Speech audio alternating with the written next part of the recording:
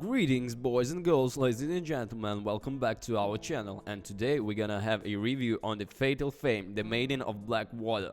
The first entry in the Fatal Frame series came out in North America for the PS2 in 2002, and I guess, or third, never mind, let me google that. Yeah, 2002, and was heavily inspired by the trend of Japanese horror films that followed the original Ring movie. Two sequels also of the PS2 followed in 2003 and 2005.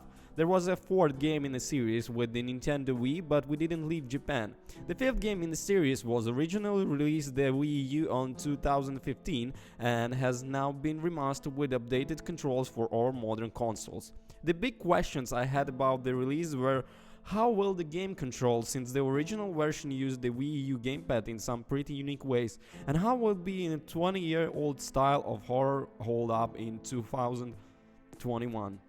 The scare factor of Maiden of Black Water will heavily depend on a played young Japanese woman with too much long hair can still be terrifying. I would argue that is what genuinely frightening is heavily subjective true, and I find a lot of negative reviews of Fatal Frame Maiden of Black Water focus on the fact that it wasn't frightening enough. To be honest, I rarely get freaked out while playing horror games or watching horror movies. That's not where my enjoyment of them comes from. I don't care if Fatal Frame doesn't scare me as long as it's fun to play, interesting to look at, unique with some ideas, and I found the word interesting. Fatal Frame Maiden of the Black Water is dripping with the intriguing horror atmosphere. The story follows three different protagonists as they investigate the supernatural happenings involving deaths of shrine madness at Hikami Mountain. It's a good enough narrative, and I was really enjoyed that episodic nature and multiple perspectives.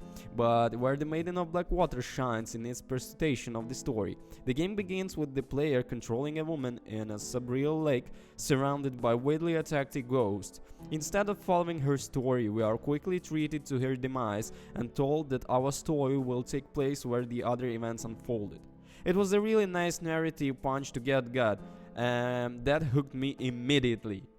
And I really don't find the horror image to be dated. It was actually a pretty refreshing horror experience to see something in Japanese today. There are elements of gameplay that are very typical survival horror, but they emergently felt more refreshing throwback that dated.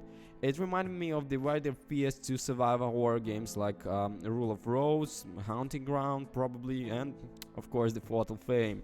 Their survival horror games were all fairly unique in their atmosphere and tried to play with the established Resident Evil Silent Hill formula. There are stiff controls, linear paths, and awkward moments, but captivating ideas that overshadow these shortcomings. It's also worth noting here that Maiden of Black Water brings back the swimwear costumes that the Wii U version ported. People will roll their eyes at this, but those swimwear costumes are actually quite appropriate to the particular game, and I think the developers would have been well severed to write them in defining default costume in some way. The interaction of bodies in water and wet sheet of clothing and skin is always technically appropriate to game that works hard to turn something unavoidable and into something larger with danger.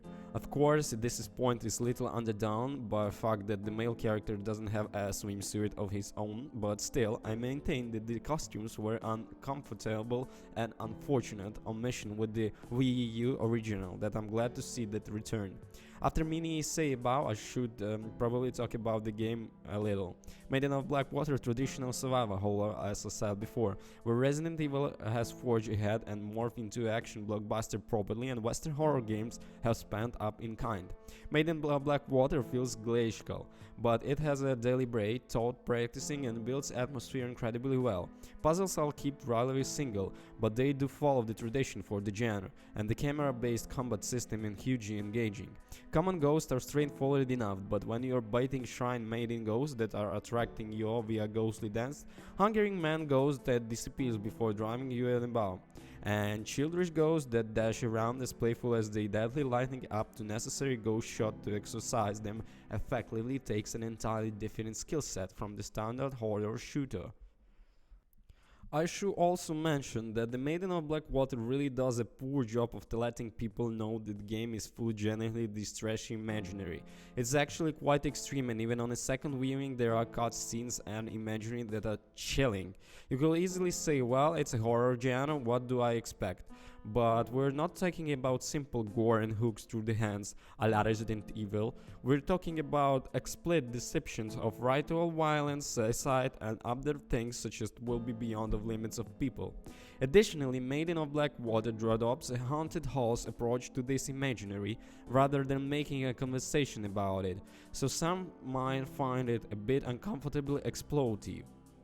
None of this affects my personal view of believing in this magnificent valuable game. I'm only including this review so that people understand what they are getting into, given the publishers weren't being responsible there. I kid you not, you are going to see things in the game. To wrap this review up, I'll quickly mention that was upgraded from the Wii U original version, not much. The visuals have been updated as gorgeous as the visuals already were, that's always appreciated. Additionally, there are some new costumes to play around with. The most significant addition, however, is game photo mode. This is all a Koei Tecmo done a really good job with. The depth of the options and various camera tricks available, you go beyond a simple pause and take screenshot option, and the will Koei Tecmo not quite up to strength of Sony in providing players the photo models that you can produce actual art. Maiden of Black Water photo is still going to be a lot of fun for people. Project Zero Maiden Black of Water is so deeply Japanese that you come away from it learning a bit wonderful horror storytelling traditional that the cool has. While some might find themselves at odds with a very just satisfied traditional about a horror game that should play, if you go with an open mind understanding the cultural context that leads to the game turning on this way, then you find to be really remarkable and enlightening game and art. It's not unlike going to art gallery for your exhibition really, it's way more better.